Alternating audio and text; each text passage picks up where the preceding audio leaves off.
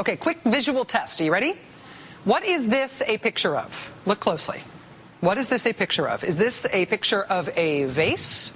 Or is this a picture of two faces staring at each other? Which one do you see? All right, how about this one? What do you see here? Do you see a little cartoony saxophone player guy with a big nose? Or do you see a young woman's face? Which one do you see? For some reason, I can only see the images in white when I squint at these things. I don't really know what that means. This one's a good one. Is this an artsy drawing of a man's face with kind of big eyes? Or is this the word liar written in cursive, if you look at it on the diagonal? Okay, this one drove segment producer Mike Yarvitz absolutely nuts today. He can only see the old woman in this image, the old woman, right? He can see. The young woman, however, he does not believe me that it's there. Can you see the young woman in this picture or just the old woman? How about when we put it next to the other version of the young woman? Does that help? Mike says he still can't even see it with that. Here's another one. Here's another one. This one's actually a video. I hear all this, well, this is class warfare, this is whatever. No, there is nobody in this country who got rich on his own. Nobody. You built a factory out there, good for you, but I want to be clear. You moved your goods to market on the roads the rest of us paid for. Yep. You hired workers the rest of us paid to educate. You were safe in your factory because of police forces and fire forces that the rest of us paid for. You didn't have to worry that marauding bands would come and seize everything at your factory and hire someone to protect against this because of the work the rest of us did. Now look, you built a factory and it turned into something terrific or a great idea. God bless. Keep a big hunk of it. But part of the underlying social contract is you take a hunk of that and pay forward for the next kid who comes along. You have seen that video of Massachusetts Democratic Senate candidate Elizabeth Warren on this show before. Undoubtedly, you've seen it a bunch of times on the internet before as well. I just today had a friend's mom send it to me in this format, where the whole quote is printed out in tiny, tiny, tiny, tiny, inspirational, kitty hanging from a tree, hang in there form. There's no I in team. Elizabeth Warren is one of the nation's most effective communicators on economic issues and the economic interests of the middle class. And that video of her, that clip of her using that skill, making that argument in whoever's living room she was in while campaigning for the U.S. Senate in Massachusetts, that clip, it's like the economic populist version of Dramatic Chipmunk.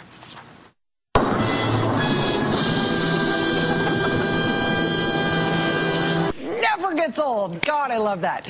In the Republican mind, however, that clip of Elizabeth Warren in that living room is not just a viral video sensation. In the Republican mind this year, that clip of Elizabeth Warren making that case you just heard her make, in the Republican mind, that Elizabeth Warren clip is the same thing as this. Where, sure, some people see a vase, but it's just as likely that you will see this picture as two faces. Where, sure, some people see the young lady, but people like Mike Yarvitz can't see the young lady at all. They can only see the old lady. After that clip of Elizabeth Warren explaining, in effect, the we're all in this together idea of economic populism, after that clip got people standing up and applauding their email and cheering at their TV and making little GIF files like this, Republicans also started circulating that clip. But Republicans' idea was that people would see this clip. They would hear this message as articulated by Elizabeth Warren, and they would be horrified by it. Elizabeth Warren puts those villainous job creators in their place, says the conservative website The Daily Caller. Run-of-the-mill demagoguery from Elizabeth Warren, says the conservative Boston Herald. Rush Limbaugh, Elizabeth Warren is a parasite. Those people who start those companies and those factories are creating jobs. I mean, aren't they giving back to the community by creating jobs first? There's nothing in what she says that makes that case. Fox News has been playing it over and over and over again. The right seems to think that people hearing Elizabeth Warren talk about the middle class and talk about fairness in the American economy, that will somehow hurt her. It might even hurt the whole Democratic cause. Now even the Republican senator who Elizabeth Warren is trying to unseat in Massachusetts, he is sending around that video of her as a fundraising thing. Scott Brown's campaign saying, quote, Elizabeth Warren and her inflammatory rhetoric will divide our country and our Commonwealth. because nothing divides like a "we're all in this together" economic message. One of these things is not like the other. Republicans are banking on people being turned off by a pro-middle-class economic fairness message. And maybe Rush Limbaugh and the Boston Herald and Scott Brown are turned off by that message. But the Elizabeth Warren thing is not so much a vase versus faces thing, where two people can definitely be counted on to see two totally different things when they look at it. The Elizabeth Warren message, if you look at the polling, is much more like dramatic chipmunk. I mean, everybody is sort of into it. Everybody likes it. It is not a polarizing thing. The tax millionaires Buffett rule, for example, is polling this week at 73% support. 73%. It is hard to demagogue a message that popular. But in the Republican mind this year, they think that they can. The Progressive Change Campaign Committee put out a big announcement today that they have already raised $375,000 for Elizabeth Warren's Senate race in Massachusetts. And while that is exciting news for Elizabeth Warren's supporters, if you take the big picture view of this announcement from the PCCC is sort of the financial equivalent of damning with faint praise. Because here's the big picture.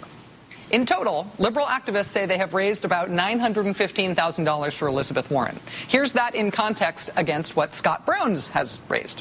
There's Elizabeth Warren's known money on the left there, in the blue bar, and then there's Scott. Actually, you know, the bar just looks like it goes off the top of the screen. I think we have to pull back a little more here. Can we pull back? Yeah. Okay. I guess we have to pull back just a little bit more. A little bit. Okay, still just runs off the top of the screen. Maybe pull one more out. Can we do one? Okay, yeah, there we go. All right. See, the problem with getting the graph to scale here is that you can't even really see the Elizabeth Warren money on here when you pull back to see all of Scott Brown's money. Maybe we do it as a pie chart instead.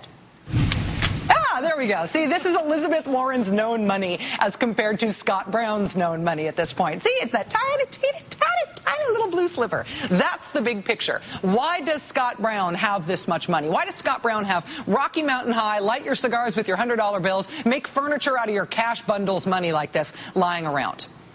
He's got that kind of money because of Wall Street. Among all 100 United States senators, Scott Brown ranks #1 right now in campaign contributions from hedge funds, as well as the venture capital industry. Scott Brown has taken the second most money of all senators from private equity and investment firms and the securities and investment industry.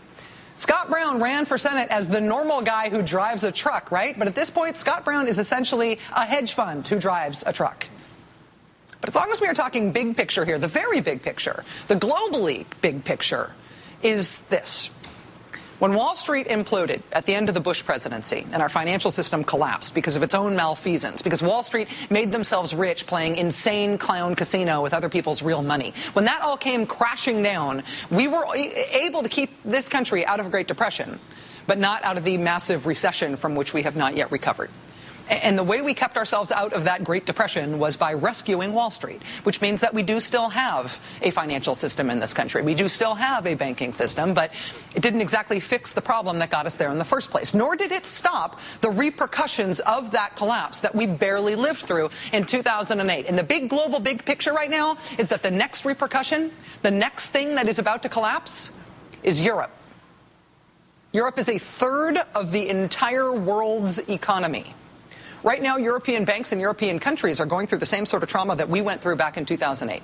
They do not know if they're going to be able to save their financial system or if there's going to be calamitous, uncontrolled defaulting and chaos. The way we saved our banking system, of course, was TARP, the bank bailout, and that did save us from going into a Great Depression, and it kept us out of calamitous default, but it also let those Wall Street banks, the people who caused the crisis, get away effectively scot-free. They quite literally never paid for what they did to the country, and now those banks are back stronger than ever, behaving essentially just like they did before and making tons of money, which is why almost all of the TARP money has been paid back because Wall Street is doing so great right now.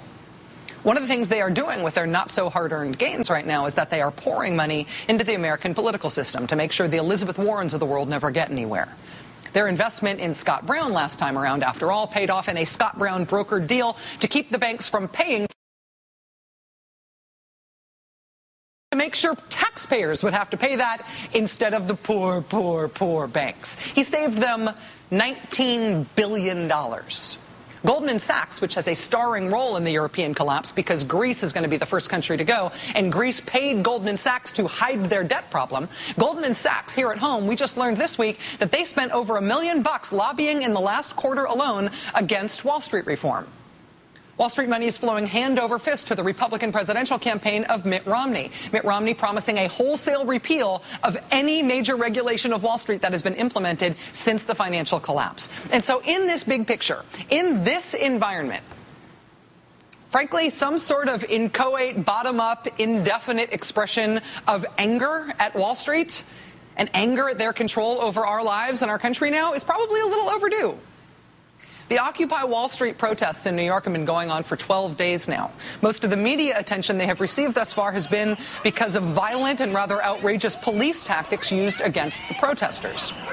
But the reason this movement is growing, and in fact spreading to other American cities now, is not because of some message about police tactics toward protesters. That is not the larger point. The larger point is the basic message, the basic point about who caused the mess the country is in right now.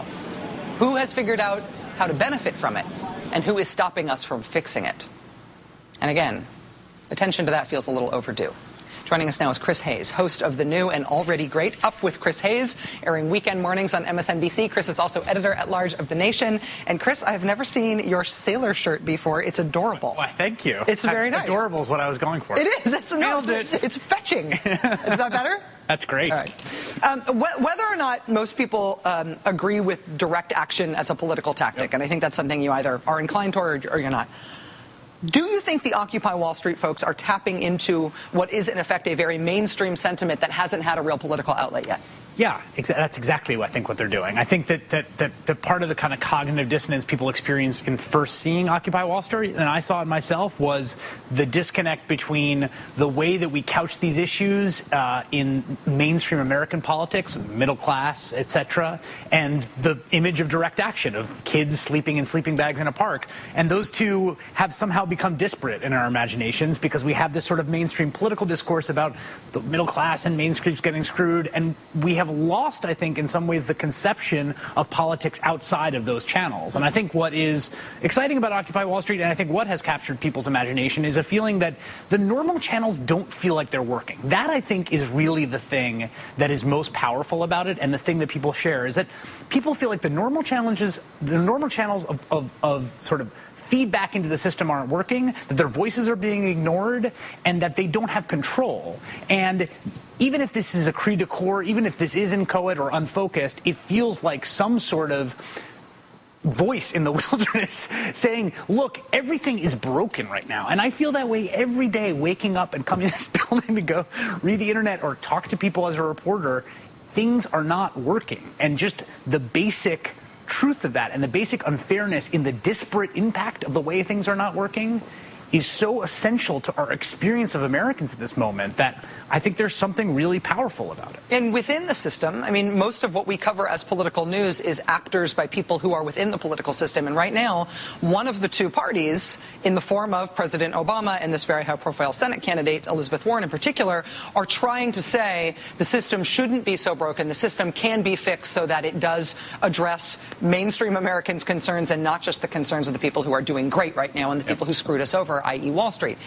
Is the message itself important that they are even trying, or do they need to be offering something very concrete that'll make a difference in people's lives in order to connect people back to the political system? I go really back and forth on this, right? Because at a certain level that message is diluted because we all know that Barack Obama raises tons of money from Wall Street. And Nancy Pelosi, God bless her, who I love and think is a great politician and has great politics, also raises a lot of money from Wall Street. They all do. They all have to. That's the way the system works. And people, that's where all the money is. That's where all the money is. And the point that you made actually in the opening is a really important one. The very perverse and vicious cycle of the disparate sort of recoveries we have is that there's even more money in Wall Street now, and politicians are growing more dependent on fundraising from Wall Street, which is really, really perverse. So I think that message is diluted by the campaign finance system we have, where it is harder for people to credibly believe